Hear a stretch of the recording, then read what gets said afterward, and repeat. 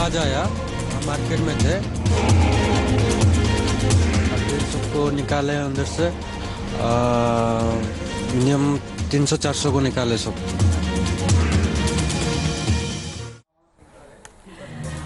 नमस्कार, आप देख रहे हैं न्यूज नेशन। मैं हूं पिनासी आगिर। इस वक्त आपको बता दें, सीधे लिए चलते हैं। प्रधानमंत्री नरेंद्र मोदी आला अधिकारियों के साथ रेलवे के बैठक कर रहे हैं, इस हादसे की समीक्षा कर रहे हैं। अब से कुछ ही देर में इस बैठक के बाद प्रधानमंत्री नरेंद्र मोदी जो हैं वो घटना स्थल के लिए रवाना हो जाएंगे। आप देख रहे हैं रेलवे के आला अधिकारी बैठक में शामिल हैं, साथ ही साथ गृहमंत्री अमित शाह भी मौजूद हैं। वीडियो कॉन्फ्रेंसिंग के जरिए भी वो बातचीत करेंगे। ऐसी अपडेट है। और कहां हुआ हादसा, कैसे हुआ हादसा, राहत और बचाव कार्य कहां तक पहुंचा है, नेशनल डिजास्टर मैनेजमेंट के भी रिप्रेजेंटेटिव शायद वहां मौजूद हैं, तो वहां पर पीएम मोदी को पूरी ब्रीफिंग दी जा रही है कि आखिर ये कैसे हुआ। जो हिंदुस्तान बुलेट ट्रेन का सपना देखता है और जिस सपने को हम साकार कर रहे हैं, वंदे भारत ट्रेन चला रहे हैं, हाई स्पीड ट्रेन चल रही हैं, तो ऐसे में अत्याधुनिक तकनीक से लैस होने के बावजूद भी ये एरर कैसे हुआ। ह्यूमन एरर था, नेग्लिजेंस थी, या फिर कोई टेक्निकल फॉल्ट था, क्या कुछ कमी थी जिसकी वजह से ये भयावह हादसा हुआ है, जिसमें 380 से ज्यादा लोगों ने अपनी जान गंवा दी है और 900 से ज्यादा लोग घायल बताए जा रहे हैं। घायलों का इलाज चल रहा है, कुछ लोग अभी भी गंभीर रूप से घायल बताए जा रहे हैं, जिन्हें कटक के बड़े ट्रॉमा सेंटर और अस्पताल में शिफ्ट कराया गया है।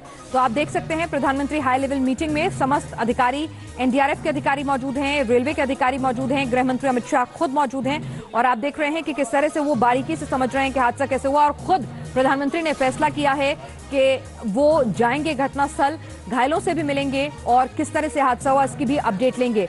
मधुरेंद्र, प्रधानमंत्री नरेंद्र मोदी जो बुलेट ट्रेन का सपना देखते हैं, निश्चित तौर पर इस हादसे को लेकर वो बेहद चिंतित और एक्शन मोड में नजर आ रहे हैं। खुद समस्त अधिकारियों के साथ रेस्क्यू ऑपरेशन और हादसे के कारण दोनों पर बैठक।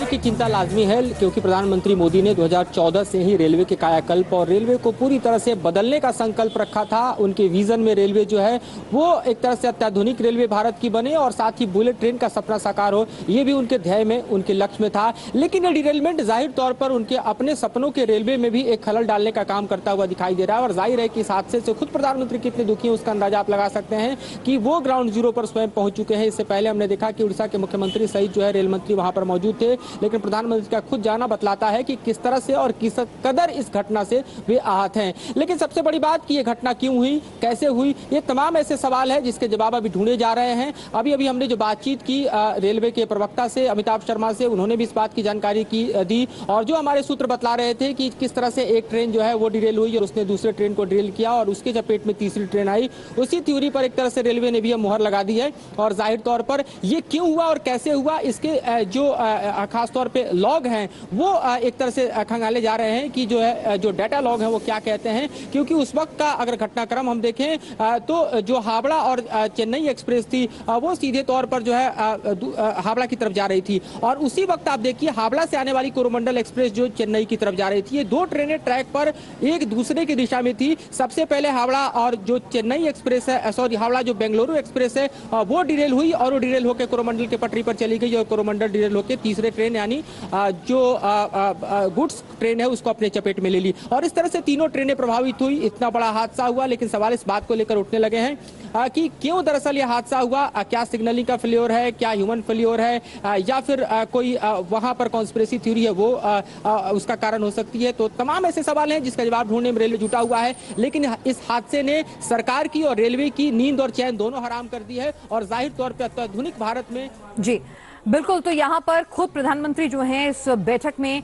हादसे के कारणों की समीक्षा कर रहे हैं, समझ रहे हैं। उसके बाद घटनास्थल लगभग बताया जा रहा है 2:30 बजे तक वो घटनास्थल तक पहुंच जाएंगे और साथ ही अपडेट जो निकलकर सामने आ रहा है कि रेस्क्यू ऑपरेशन जो है वो पूरा हो चुका है। अब ट्रैक को क्लियर करने का काम किया जा रहा है, क्योंकि 40 से ज्यादा ट्रेनें इस ट्रैक की रद्द कर दी गई हैं और साथ ही कई ट्रेन के रूट को डाइवर्ट कर दिया गया है।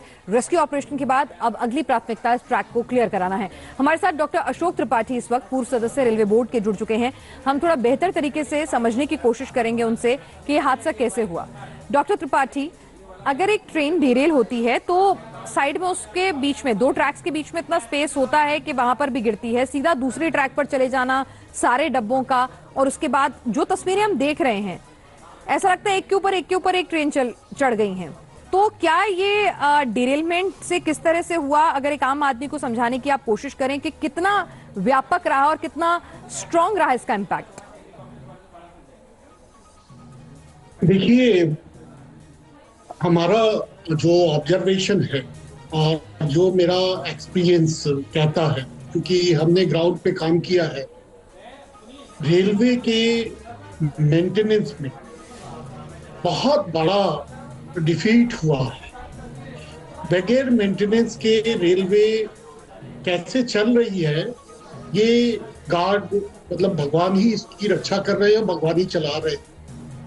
क्योंकि रेल मंत्री साहब से मेरा निवेदन है आपके माध्यम से, और माननीय प्रधानमंत्री से निवेदन है कि किसी काबिल व्यक्ति को जो टेक्निकली साउंड हो और जो सीरियसली रेलवे को और रेलवे पैसेंजर्स की सेफ्टी के ऊपर, सिक्योरिटी के ऊपर, एमिनिटीज के ऊपर काम कर सकता है, ऐसे व्यक्ति को रेल मंत्री बनाए तो संभव है कि कुछ आने वाले समय में रेल के व्यक्तिगत डिपार्टमेंट के जो इंटरनल ढांचा है, ये हादसा कैसे हुआ है, थोड़ा इसके बारे में भी जानकारी दे पाएंगे? क्योंकि आप टेक्निकलिटीज को समझते होंगे। जो डिरेलमेंट है ये कैसे हुआ है, रेल मंत्री किसको बनाया जाए, इस पर भी हम चर्चा करेंगे। लेकिन पहले जरा अगर आप थोड़ा इस पर हमें प्रकाश डालें, क्योंकि लोग जब ये तस्वीर देख रहे हैं ना, उनको खुद समझ में नहीं आ रहा है कि आखिर हुआ क्या। 1, 2, 3 ट्रेन आपस में एक के ऊपर एक चढ़ी हुई, विश्वास नहीं हो रहा है इस तस्वीर को देखकर।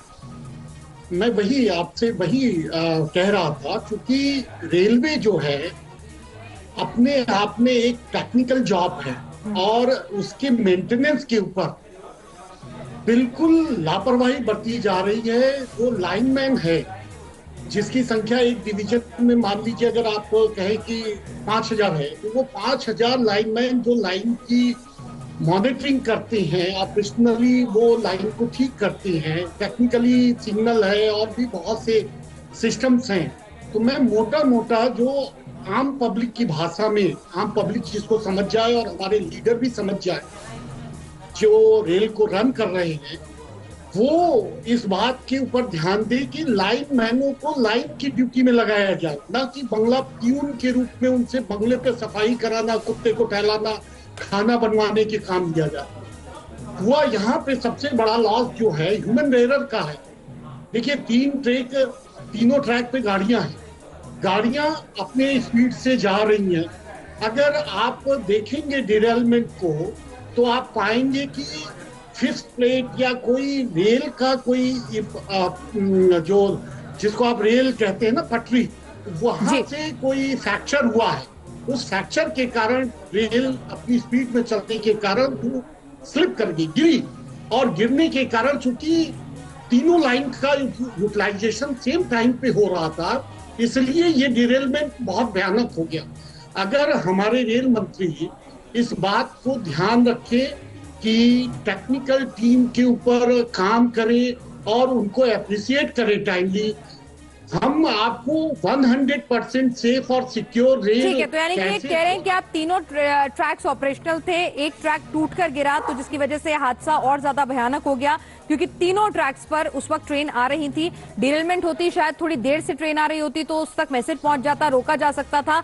लेकिन क्योंकि तीनों ट्रैक्स जो हैं वो फंक्शनल थे, एक पर मालगाड़ी थी, एक पर कोरमंडल एक्सप्रेस आ रही थी और तीसरे पर ये दुरंतो थी, तो दुरंतो डिरेल होती है, हावड़ा बैंगलोर एक्सप्रेस। तो इतने में समय नहीं मिलता है कि जिस ट्रैक पर, कोरमंडल के ट्रैक पर इसकी बोगियां जाके गिरती हैं, क्योंकि वहां पे पटरी टूटी, तो जिसकी वजह से बहुत बड़े मैग्नीट्यूड के साथ ये बोगियां जो हैं उसके ट्रैक पर आ गई। और वो ट्रैक जो है वहां पर कोरमंडल एक्सप्रेस को इतना वक्त नहीं मिला कि मैसेज जा सकता था, तो वो उन बोगियों से टकराई। और फिर उसके बाद आपको बता दें कि कोरमंडल एक्सप्रेस की बोगियां और इंजन जो है वो वहां पर जो मालगाड़ी थी तीसरे ट्रैक पर, लूप ट्रैक पर, उससे जाके टकराई है। हम लगातार त्रिपाठी जी आपके पास आएंगे, लेकिन दोपहर 2:30 बजे पीएम मोदी ओडिशा पहुंच जाएंगे, बताया जा रहा है। घटनास्थल का खुद दौरा करेंगे। अभी उन्होंने आला अधिकारियों के साथ, एनडीआरएफ के तमाम नुमाइंदों के साथ बैठक की है। दोपहर 2:30 बजे भुवनेश्वर पहुंचेंगे पीएम मोदी, हेलीकॉप्टर से फिर बालासोर जाएंगे पीएम मोदी। और अपडेट आ रही है, देख रहे हैं कि बैठक जो है अब से कुछ ही देर पहले शायद खत्म हो गई है और इसके बाद रवाना होंगे वो भुवनेश्वर के लिए, और भुवनेश्वर के बाद हेलीकॉप्टर के जरिए बालासोर और फिर वहां से आगे घटनास्थल तक पहुंचेंगे। अस्पताल में घायलों से भी मुलाकात करेंगे।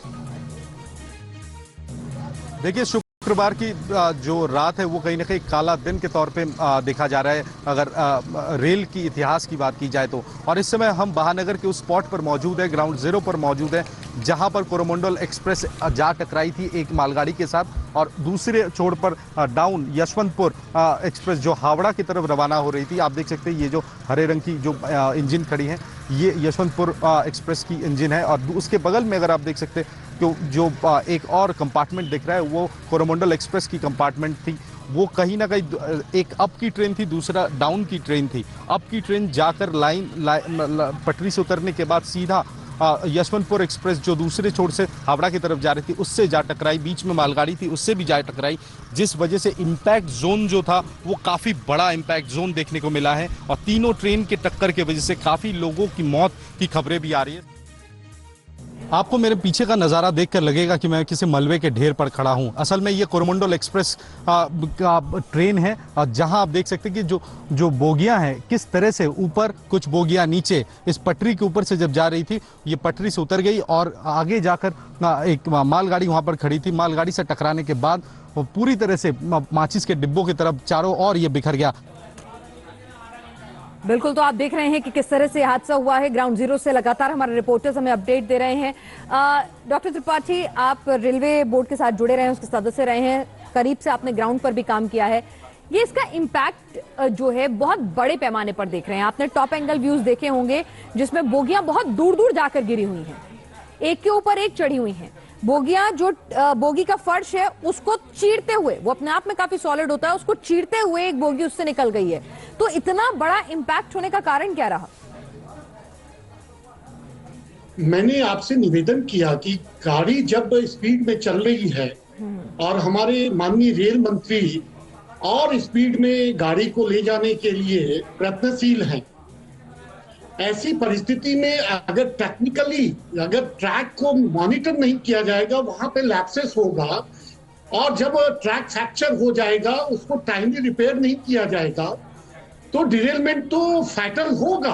और फैटल एक संजोग है कि तीन गाड़ियां एक टाइम में एक ही प्लेस पे निकल रही हैं तो नेचुरली एक दूसरे से इम्पैक्ट बहुत भयानक होगा।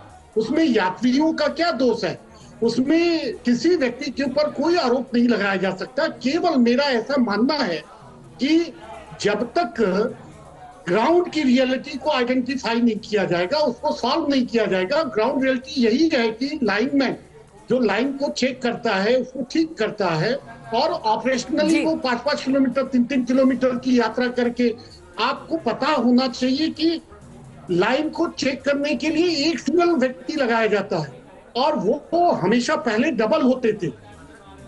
तो डबल होने से क्या होता है कि एक व्यक्ति एक लेफ्ट के साइड का रेल को चेक करता है, दूसरा राइट को।